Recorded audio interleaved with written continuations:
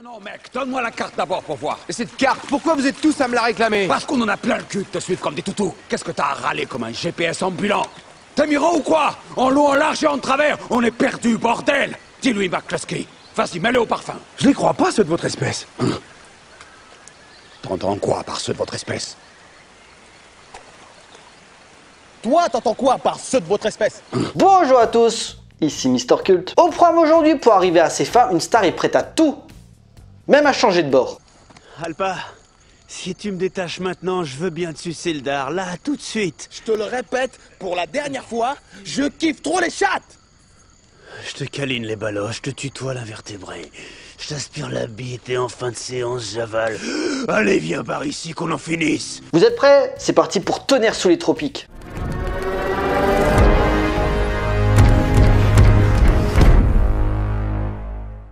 Alors, Tonnerre sous les tropiques ou Tropic Thunder en VO est une comédie d'action américano-anglo-allemande, et oui ça arrive, sortie en 2008 et réalisée par Ben Stiller. Né en 1965 à New York, Benjamin Edward Meara Stiller fait ses premiers pas à Broadway, puis comme la majorité des comiques américains, sa carrière prend un nouvel essor grâce à la célèbre émission Saturday Night Live où il écrit quelques sketchs. Il travaille ensuite pour des chaînes de télé comme MTV ou la Fox, puis au milieu des années 90, le cinéma commence à le titiller. Après avoir interprété un double rôle en 1995 dans la comédie potache La Colo des Gourmands par Steven Brill, il accède à la consécration 3 ans plus tard dans la comédie romantique totalement déjantée réalisée par les frères Peter et Bobby Farrelly, Marie à tout prix, où il joue un homme qui essaie de retrouver son amour de jeunesse interprété par Cameron Diaz. À partir de là, Ben Stiller va enchaîner les succès et grâce à ses collaborations, il va faire partie d'un collectif qu'on appelle le Frat Pack, un groupe de comiques américains qui ont percé au même moment comme Will Ferrell, Jack Black, Steve Carell ou encore Owen Wilson. Sa confirmation cinématographique va se prolonger avec les sagas Mon beau-père et moi et La nuit au musée, La famille Tannenbaum, Dodgeball, Starsky et Hutch ou encore le cast de Central Park. Considéré par Judd Apatow comme le visionnaire de la comédie moderne, il montre dès son plus jeune âge un intérêt pour la réalisation, jonglant sans arrêt entre son métier de comédien et ses projets personnels. Après avoir débuté en 1994 avec le film indépendant Génération 90, sorte de dérivé de The Breakfast Club, il réalise 2 ans plus tard la comédie Disjonctée pour laquelle il dirige un Jim Carrey totalement taré en être envahissant aux côtés de Matthew Broderick. Très tiré dans l'humour noir et critiquant le pouvoir de la télévision, le film n'a pas été un gros succès à sa sortie mais a depuis été réévalué. Cependant, son 3e long métrage très attendu sera le bon. En effet, en 2001, il reprend son personnage qu'il avait créé avec Drake Satter lors du Saturday Night Live, Derek Zoolander, et décide de raconter son histoire à l'écran.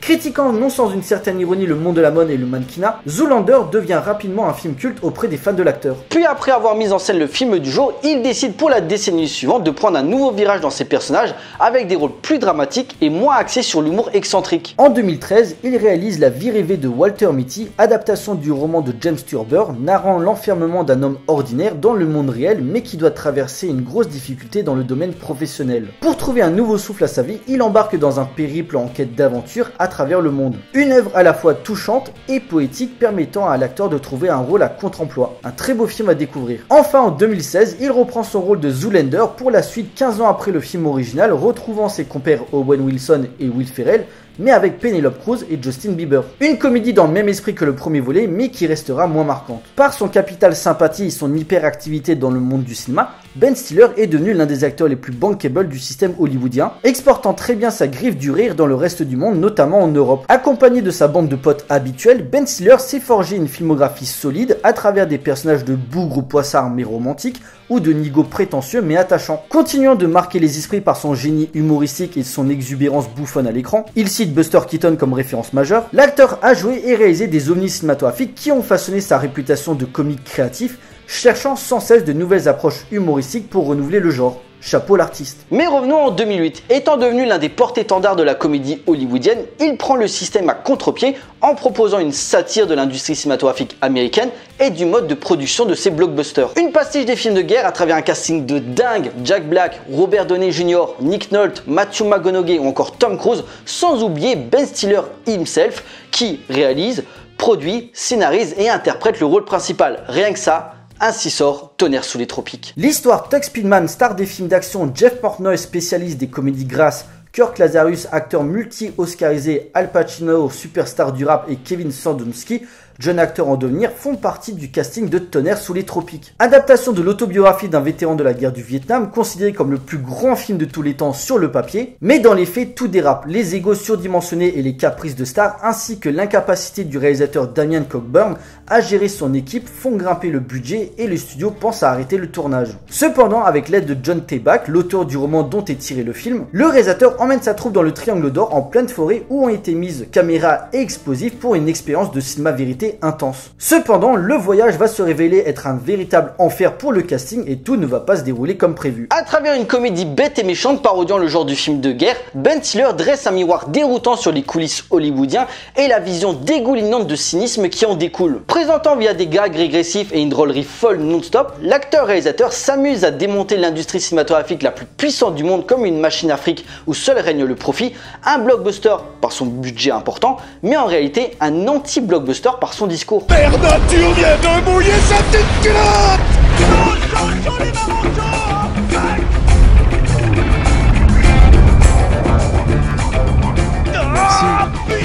Basant tout son concept sur le principe de la mise en abîme, en gros d'un film dans un film, nos héros, en particulier Tugg Speedman, questionnent perpétuellement ce qui est réel et ce qui est fictif, permettant de contextualiser certaines scènes et d'avoir un discours méta sur le genre que le film investit, mais également sur le cinéma avec la production chaotique du tournage qui est l'épicentre du récit.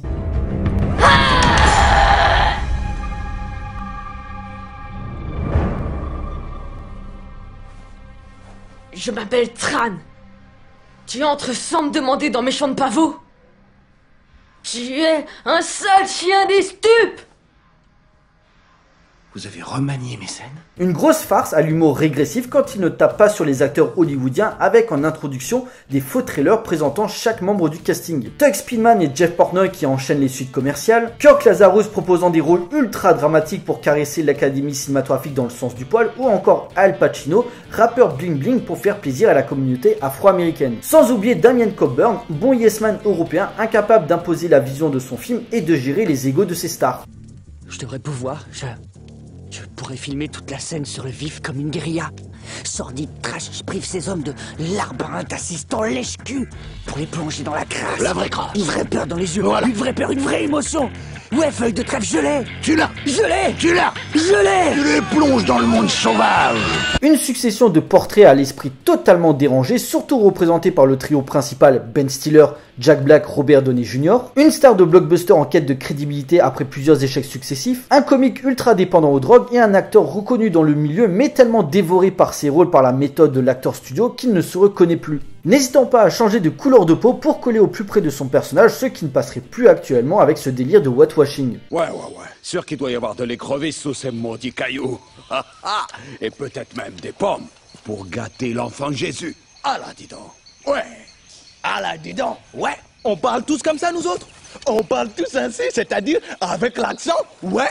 C'est de la belle écrevisse, là, présentement, dis donc. Ouais. Une dynamique de groupe via une aventure où une équipe de bras cassés laissés seuls dans une jungle hostile, séduit par son second degré assumé et ses moqueries sur les dérives du Star System. Le tout accentué par une surenchère dans l'action propre aux productions Jerry Bruckheimer qui a inondé le marché du divertissement américain durant les années 90. Le mélange aurait pu ressembler à un gros bordel sans cohérence où chacun veut tirer son épingle du jeu par rapport aux autres, mais l'intelligence de Ben Stiller, grâce à sa mise en scène, permet de garder une certaine homogénéité dans les sketchs et les enjeux de chaque personnage. Sous l'avalanche de gags citant quelques œuvres phares sur la guerre du Vietnam comme Apocalypse Now, Voyage au bout de l'enfer ou encore Platoon, Ben Stiller tourne en dérision l'industrie du cinéma et sa bien-pensance pour dépeindre une vision peu reluisante, encore plus d'actualité aujourd'hui, que malgré les dépenses et la passion qui animent tel ou tel projet, le 7e art est devenu une grosse machine qui doit générer des profits peu importe sa qualité intrinsèque. Et l'exemple de cette vision néfaste est représenté par le personnage de Les Grossman interprété par un Tom Cruise méconnaissable. Grosse star du cinéma d'action américain de ces 20 dernières années grâce à la saga Mission Impossible, Edge of Tomorrow, Collateral ou encore Minority Report, il campe ici un producteur vulgaire, gros aux prothèses caricaturales ressemblant frontalement à Harvey Weinstein, passant de l'admiration à une image égratignée en parallèle avec Tom Cruise lui-même, à une époque où ses affinités avec l'église de Scientologie faisaient débat dans la presse. Une nouvelle preuve de la bêtise du Star System amenant à une réflexion sur l'obligation des vedettes du cinéma de partir dans la surenchère pour rester dans le coup. À partir de maintenant, je vais t'enfoncer ce poing si violemment dans ton cul qu'à chaque fois qu'une idée te traversera la tête, faudra d'abord qu'elle passe sur ma putain d'alliance. Tiens tes acteurs en laisse ou je te coupe les vivres. Coca-Light! J'apprécie également comment le film se moque des Oscars, qui soi-disant pour avoir sa petite statuette, il faut savoir chialer à l'écran. Or, au début, lors du tournage où il doit faire une scène forte avec Kirk Lazarus, Tugg Speedman n'arrive pas à pleurer, ce qui énerve beaucoup son collègue, et vers la fin, t'as exactement la même chose, où cette fois, il réussit à verser sa petite larme. Puis, comme par hasard, il reçoit l'Oscar du meilleur acteur. Une façon assez révélatrice et ironique pour se diriger vers une rédemption pour la carrière d'un acteur. Où tu vois qu'il y a des prises, il y a plus de putain de prises, il y a plus de putain de film. Et là, tu y crois? Oh que oui.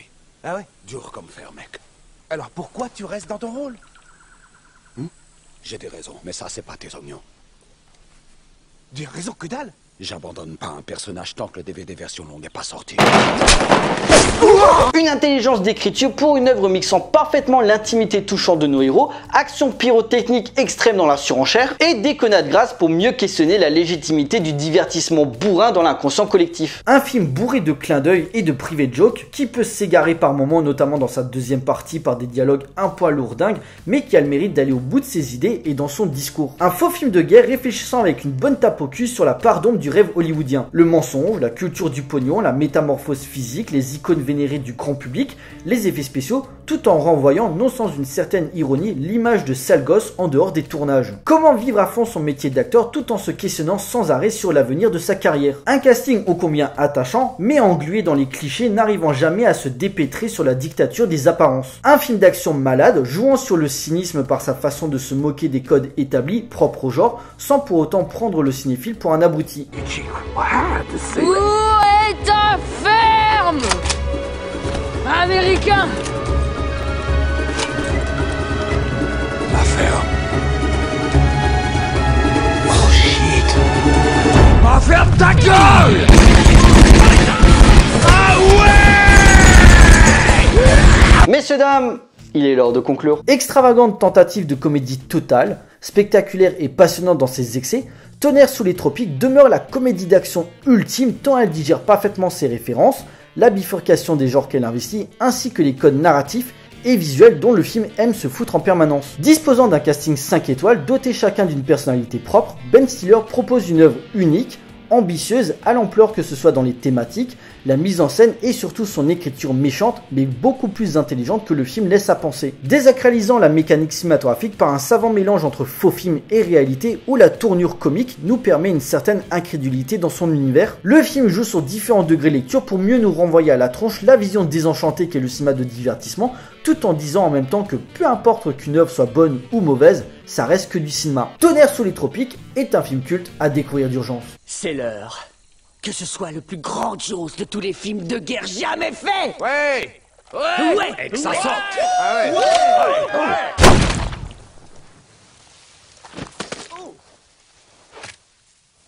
Voilà, cet épisode est à présent terminé, j'espère qu'il vous a plu. Donc Tonnerre sous les tropiques, un film à voir ou à revoir si ce n'est pas encore fait. Pour moi, c'est la comédie d'action ultime et définitive à ne manquer sous aucun prétexte. Pour nous, on se retrouve pour une prochaine vidéo, d'ici là, portez-vous bien, allez voir des films, ciao.